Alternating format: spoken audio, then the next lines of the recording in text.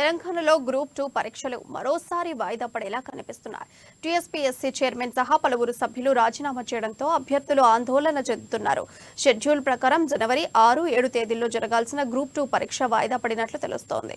ఇప్పటికే 2 సార్లు group 2 exam వాయిదా పడిన విషయం తెలిసిందే. ఇక టీఎస్పీఎస్సీ చైర్మన్ సభ్యుల రాజీనామాతో అభ్యర్థులు గందరగోళంలో ఉన్నారు.